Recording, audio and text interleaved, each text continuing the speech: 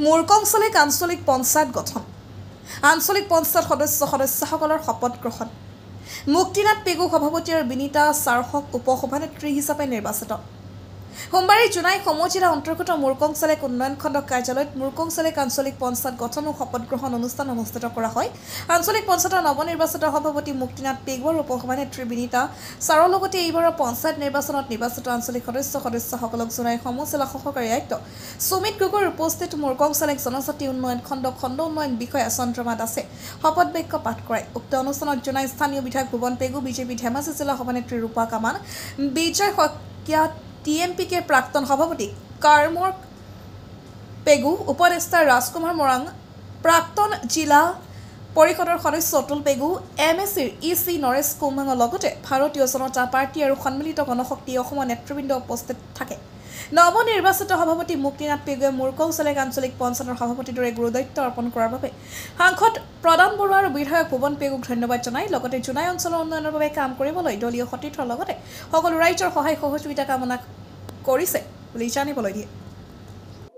আচলতে আটাইতকৈ আজিৰ দিনটোত ভাগ্যৱান মানুহজন ময়ে নেকি ইয়াত মই প্ৰথমে আমাৰ মাননীয় সাংসদ প্ৰদান বৰুৱা ডাঙৰীয়া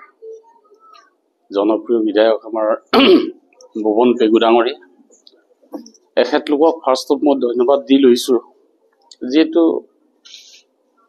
প্ৰথমবাৰৰ কাৰণে নিৰ্বাচনত অৱতীৰ্ণ হৈছিল নিশ্চয় এখেতলোকৰ সহযোগিতাত নিৰ্বাচনত বিপুলভাৱে জয় হৈছে তাৰ পাছত মোৰ দলীয় অগ্ৰজসকলক মোৰ অহযাত্ৰী এই দলীয় সংগ্ৰামী বন্ধুসকলক আৰু মোৰ কনিষ্ঠ সতীৰ্থসকলক এই মুহূৰ্তত মই ধন্যবাদ জনাইছোঁ আৰু খুব বিশ্বাস আৰু আস্থাত লৈ আঞ্চলিক পঞ্চায়তৰ চেয়াৰমেনৰ নিচিনা এটা চকীত যে মোক বহাইছে মই খুব ভাল পাইছোঁ কিন্তু বেয়াও লাগিছে ইমান ডাঙৰ দায়িত্ব মই পালন কৰিব পাৰিম নে নাই এই ভাৰসাম্য মই ৰক্ষা কৰিব পাৰিম নে নাই আজি মাননীয় বিধায়ক ডাঙৰীয়াই বহুত কথা কৈ গৈছে অন্তৰাত্মাৰ পৰা এই কথাবোৰ মই মনত ৰাখিবলৈ চেষ্টা কৰিছোঁ এখেতে খুব প্ৰ'এক্টিভলি জনগণৰ কাৰণে কাম কৰা এজন যোদ্ধা হয় মোৰ অন্তৰে কয় এখেতক অনুসৰণ কৰি ভৱিষ্যতৰ দিনত মই কামত আগবাঢ়ি সাংসদ ডাঙৰীয়া তেনেকৈ এটা প্ৰ'এক্টিভলি এখেত দুজনৰ নেতৃত্বত জুনাইটো এটা তাৰ মানে উন্নয়নৰ ধুমুহা বোৱাই গৈছে